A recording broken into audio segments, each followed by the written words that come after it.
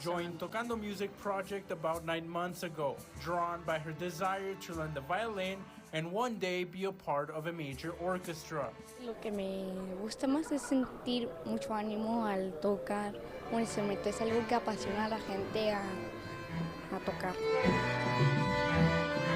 In just 2 years with the program, Santiago has learned that making music is about having passion for it and making sure the audience feels it too.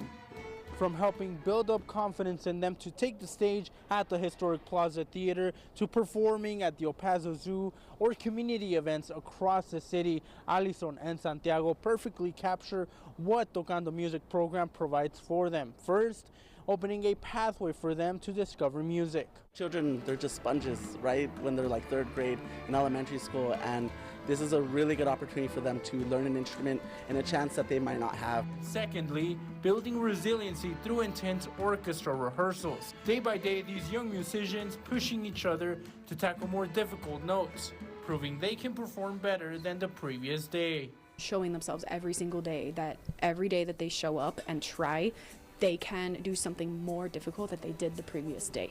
This experience for our students, and especially in a musical ensemble, it is so unique because we only win when we make it at the end as a group. Jesus Baldassar, KTSM 9 News. So the El Paso Symphony Youth Orchestra is going to host its annual summer chamber music camp once again. It's going to run from July 15th through the 17th at the UTEP Fine Arts Building. It's open to all young musicians, both current EPSYO members and non-members, and it includes all kinds of woodwind, brass, and percussion instrument players. You can check out the website. You're seeing it on your screen right now. Now, you do have to submit your application before Saturday, June 21st, but this is super cool. I just love that we have a symphony orchestra. I love that we have a youth symphony orchestra. There are a lot of cities bigger than us that don't have either one of those programs. So, yeah. Good for them. Good for them. They always do a lot of good stuff as well when it comes to bringing in older artists as well for the kids. They always do stuff. They bring in professionals. They bring in people to talk to these kids and talk to them about, not only what it takes to play in a symphony, but what it takes to make a career out of this, because just playing in the symphony sometimes is not enough to make it as a career.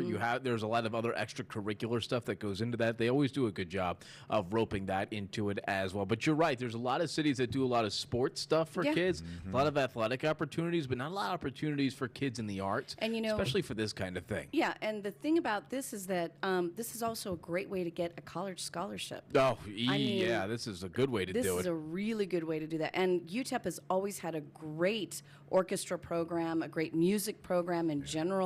So this is a great way to access that. Of course, we're friends with a lot of the people in the music department down there at UTEP, and the folks that do a lot of stuff at the theater and downtown at the plaza, all those kinds of things. And every time I hear from somebody that's in one of these programs or around one of these programs, they're on at noon all the time. There's nothing but good things that are ever said. I've never heard one bad thing ever said about the symphony music scene in El Paso, which is very impressive because it's a big program. It's been around for a long time, but always good glowing reviews.